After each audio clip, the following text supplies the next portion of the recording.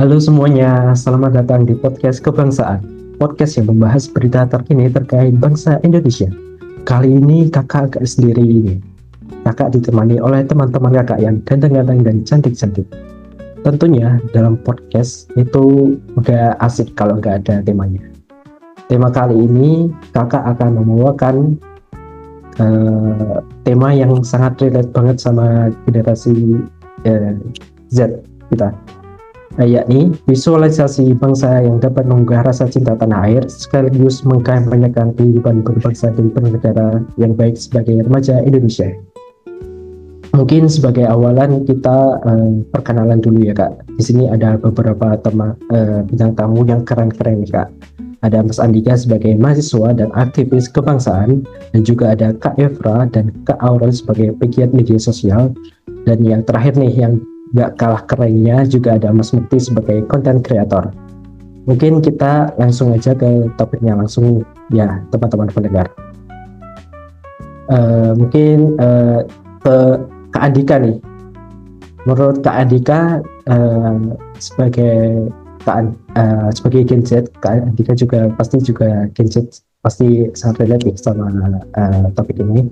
Apa makna dari rasa cinta tanah air dan apa yang bisa kita lakukan sebagai generasi untuk menumbuhkan rasa cinta tanah air itu sendiri, Kak? Oke, menurut saya sebagai Gen Z, cinta tanah air di era sekarang bukan hanya soal simbol atau seremoni, tapi tentang kesadaran dan tanggung jawab dalam bersikap, terutama di media sosial dan internet. Di ruang digital, kita bebas berekspresi, tetapi kebebasan itu harus dibarengi dengan etika. Cinta tanah air berarti bangga menjadi bagian dari Indonesia, menghargai keberagaman, serta tidak ikut menyebarkan konten yang memecah persatuan atau merusak citra bangsa. Sebagai generasi yang hidup berdampingan dengan teknologi, kita bisa menemukan rasa cinta tanah air dengan menggunakan media sosial secara positif dan produktif, mulai dari membuat dan membagikan konten edukatif tentang budaya, sejarah, dan nilai kebangsaan, melawan hoaks dan provokasi dengan cara yang santun, hingga menjaga etika dalam berpendapat di ruang digital. Dengan memanfaatkan internet untuk hal-hal yang membangun, Gen Z tidak hanya menunjukkan rasa bangga berbangsa dan bernegara, tetapi juga ikut berperan aktif dalam bela negara non-militer di era digital. Iya, benar banget nih apa kata kakak satu ini. Kita sebagai Gen Z juga harus pintar-pintar bermain media sosial. Kita sebagai pengguna jangan sampai dibodohi oleh isi konten yang belum tentu benar isinya. Kita seharusnya berperan positif dalam menyikapi hal tersebut. Contohnya nih, seperti Kak Evra sebagai pegiat media sosial. Halo Kak Evra. Halo. Ya, menurut kakak nih, sebagai pegiat media sosial, bagaimana cara kita memvisualisasikan rasa bangga kita terhadap bangsa dan negara? Oke, terima kasih.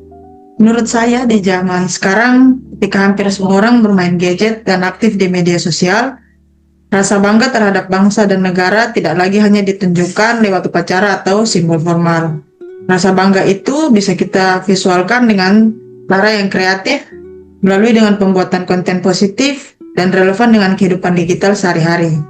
Ada beberapa cara untuk memvisualkan rasa bangga terhadap bangsa dan negara melalui konten positif. Yang pertama, bisa mengangkat budaya dan kearifan lokal. Yang kedua, menyebar nilai positif dan persatuan.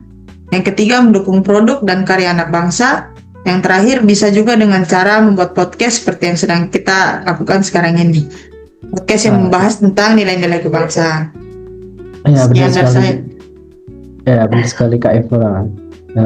Apa yang dikatakan oleh Kak Evra ini benar sekali. Apalagi kita sebagai remaja Indonesia harus bangga dengan budaya dan kearifan lokal kita sendiri. Apalagi dengan adanya gadget, kita bisa loh mempromosikan budaya-budaya bangsa kita sendiri. Itu mungkin salah satu hal positifnya teman-teman. Tapi di sisi lain juga ada hal negatif atau tantangan yang kemungkinan dihadapi oleh Gen Z. Menurut Kak Aurel nih, apa sih tantangan yang kemungkinan dihadapi oleh Gen Z, dan apakah pengaruh dari globalisasi dapat mengaruhi hal tersebut, Kak? Ya, menurut saya kalau soal tantangan itu pasti ada. Apalagi Gen Z itu kan generasi yang sangat dekat dengan media sosial Tentu tantangan Gen Z di media sosial ini menurut saya cukup besar. Yang pertama, banyaknya informasi yang beredar membuat hoax dan disinformasi mudah tersebar jika tidak disaring dengan baik. Yang kedua, adanya tekanan tren dan keinginan untuk viral seringkali membuat nilai dan kebangsaan itu terabaikan. Yang ketiga, perbedaan pendapat di ruang digital kadang berubah menjadi konflik karena kurangnya sikap saling menghargai. Yang keempat, kurangnya kesadaran hukum digital. Jadi sebenarnya banyak yang belum sadar kalau apa yang kita unggah itu bisa punya konsekuensi hukum, termasuk terkait ujaran kebencian, pelanggaran privasi, atau penyebaran informasi palsu. Padahal menjadi warga digital yang taat aturan juga merupakan bentuk bela negara. Lalu untuk soal globalisasi, tentu globalisasi juga sangat berpengaruh ya. Di satu sisi, globalisasi membuka akses ke ilmu, budaya, dan kreativitas dari seluruh dunia. Namun di sisi lain, jika tidak disikapi dengan bijak, globalisasi ini bisa menggeser identitas dan rasa bangga terhadap budaya serta nilai kebangsaan itu sendiri. Oke. Betul sih kata Kak Aurel ya ini. Tapi ya kadang-kadang tuh kita bisa aja termakan berita hoax. Nah, makanya kita harus membentengi dari hal-hal tersebut nih Kak. Menurut Kak Mukti, apa sih cara ataukah adakah cara untuk membentengi kita dari hal-hal negatif di luar sana Kak?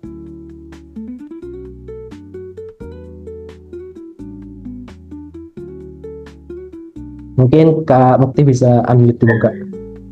Oh baik, mohon maaf. Ada berbagai macam cara yang perlu kita lakukan agar dapat membentengi dari pengaruh hal negatif dari luar, yaitu dengan menyaring informasi yang kita terima, bijak dalam bermedia sosial sesuai etika, menguatkan karakter bangsa lewat nilai-nilai agama dan budaya, mengembangkan kompetensi diri agar berdaya saing, memperkuat persatuan dan kesatuan dengan saling menghormati keberagaman, mendukung produk lokal, mematuhi aturan dan norma yang berlaku. Tentu hal-hal tersebut selaras dengan konsensus dasar Pancasila, Undang-Undang Dasar 1945, Negara Kesatuan Republik Indonesia, dan Bhinneka Tunggal Ika, di mana nilai-nilai yang terkandung di dalam harus kita terapkan dalam kehidupan sehari-hari. Oke, kakak-kakak semua. Wah, bagus-bagus ya jawaban dari kakak semua. Sekaligus tadi juga ada pesan-pesan tersirat dari kakak. Tentunya dalam bermedia sosial harus mempunyai etika dan budaya bermedsos yang baik. Jangan hanya karena media sosial tersebut itu centang biru atau mempunyai jumlah pengikut yang banyak, kita lalai terhadap menggunakan media sosial sehingga termakan hoax yang ada.